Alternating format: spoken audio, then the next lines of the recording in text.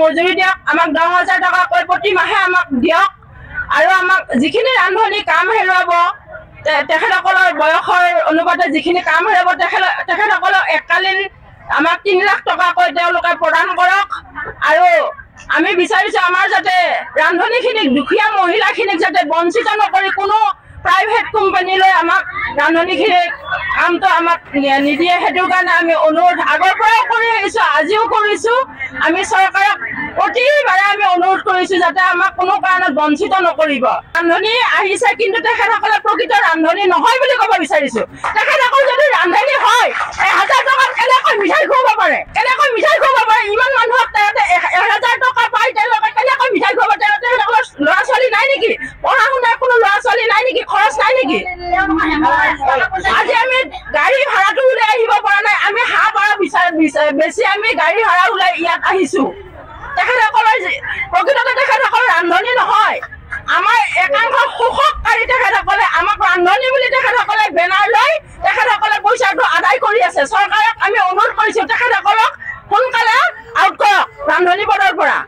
আমি যিখিনি আজি চচলত আহিছোঁ, আমি কিমান আবেগত আহিছোঁ আপোনালোকে চাওক, কিমান কষ্টত আহিছোঁ, কিমান দূৰৰ পৰা আমাৰ ৰান্ধনি বান্ধৱীসকল আহিছে। সেই গতিকে মই চৰকাৰক এতিয়াই অনুৰোধ কৰিছোঁ যাতে আমাক 3 লাখ টকাকৈ এককালীন সাহায্য প্ৰদান কৰক, আমাক 12 মাহৰ মজুৰি দিয়ক। আমি কেনেকৈ চলোঁ তেখেতসকলক বাৰে বাৰে কৈ আহিছোঁ আমাক কেনেকৈ 1000 টকাত আমি চলিব পাৰোঁ। সেই গতিকে মই আগৰ পৰাও কৈ আহিছোঁ, আজিও কৈছোঁ যাতে আমাক যিখিনি দাবী সেইখিনি দাবী আমাক পূৰণ কৰক। যোৱাকালি যিসকলে কৰিছে তেওঁলোকৰ নিজৰ কথা, এইটো নিজে কিবা ভাল পাইছে কৰিছে, কিন্তু মোৰ সন্দেহ হয় তেওঁলোকে বোধহয় বাজেটখন পঢ়ি চোৱা নাই। সংবাদ মাধ্যমত কেইটামান হেডলাইন ওলাইছে, তাৰে ভিত্তিত তেওঁলোকে বিৰাট ফূৰ্তি হৈ পেলাই এই কাম কৰিছে।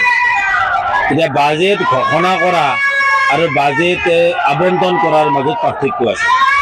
বাজেট বক্তৃতাত বহু কথাই ক'ব পাৰে, বাজেট বক্তৃতা মতেতো নহয়, বাজেটৰ আবণ্টন হ'ব লাগে। বাজেট বক্তৃতাত কালি ভাল কথা কৈছে যে 1 অক্টোবৰৰ পৰা এওঁলোকক মাননি বৃদ্ধি কৰাৰ ব্যৱস্থা হাতত ল'ব চৰকাৰে। আমি আদৰণি জনাইছোঁ, খুবেই ভাল কথা। কিন্তু বাজেট এলটমেণ্টত বাজেট যিখন প্ৰস্তাৱ আছে, বাজেট প্ৰপ'জেল বুলি যাক কোৱা হয়, এই বাজেট প্ৰপ'জেলত তেওঁলোকে 1 টকাও ধাৰ্য কৰা নাই। টকা ধাৰ্য নকৰিলে ঘোষণাতটো কোনো অৰ্থ নাই। এইটো কথা আৰু কাকো সহজভাৱে সাধাৰণভাৱে অংক জনা মানুহে এই কথাটো স্বীকাৰ কৰিব। গতিকে যোৱাকালি যিসকল ৰন্ধন কৰ্মচাৰীৰ নামত যিসকলে ফূৰ্তি কৰিছে তেওঁলোকৰ সম্পৰ্কে মোৰ অন্য কোনো কথা নাই, যে আমি অনুৰোধ যে তেওঁলোকে অলপ বুজি সমৰি কাম কৰা ভাল, এনেই কথাবিলাক কামবিলাক কৰিব নালাগে। আজিতে যিসকল আহিছে তেওঁলোকৰ চেহেৰা চালে গম পাব এইসকল আটাইবিলাক হৈছে ৰন্ধন কৰ্মচাৰী। তেওঁলোকে ক্ষোভত ফাটি পৰিছে। তেওঁলোকে দীৰ্ঘদিন ধৰি আশা কৰিছিল। অসমত 2,71,000 এই ধৰণৰ আঁচনিভুক্ত কৰ্মচাৰী আছে। ৰন্ধন কৰ্মচাৰী আছে 1,17,000, অংগনবাড়ী কৰ্মী সহায়িকা আছে 1,21,000, আৰু আশা কৰ্মী আছে অসমত 33,000। সৰ্বমুঠ 2,71,000 এই ধৰণৰ আঁচনিভুক্ত কৰ্মচাৰী আছে। তেওঁলোকে বহু আশা কৰিছিল যে এইবাৰ বাজেটত নিশ্চয় চৰকাৰে কিবা এটা কৰিব, আৰু কিবা এটা কৰা তেওঁলোকে কচৰতো আৰম্ভ কৰিছিল। কাৰণ কেবিনেট উপসমিতি কৰিলেতো, কেবিনেট উপসমিতিৰ পৰামৰ্শ ল'লে, এইটো এটা পজিটিভ দিশ। আৰু সেই ধৰণৰ কাম কৰাটোৱে এখন চৰকাৰৰ বাস্তৱ কাম। এই কাম যিহেতুকে কৰিব লৈছিল, স্বাভাৱিকতে সকলোৱে বিৰাট আশা কৰিছিল যে বাজেটত নিশ্চয় আমাৰ কাৰণে কিবা এটা ভাল খবৰ থাকিব। কিন্তু ভাল খবৰ, এটা ভাল বক্তৃতা থাকিল, কিন্তু ভাল খবৰ নাথাকিল। এয়া হৈছে আজিৰ কাৰ্যসূচীৰ মূল কাৰণ। কিয়নো খবৰটো বিচাৰিছিল যে এলটমেণ্ট লাগে, পৰিমাণ লাগে, ধনৰ পৰিমাণ ধাৰ্য হ'ব লাগে। আমি আশা কৰিম যে এই আগন্তুক যি 4-5 দিন আৰু আছে, এই 4-5 দিনত এই বাজেট এলটমেণ্ট কৰিব। অন্যথাই চৰকাৰখনক অন্য মানুহে যি ধৰণে কৈ আছে যে এই চৰকাৰখন ভণ্ড চৰকাৰ, এই চৰকাৰখন হিপক্ৰেটৰ বাহ, আমিও সেইলোকক ক'বলৈ বাধ্য হ'ব লগা হ'ব।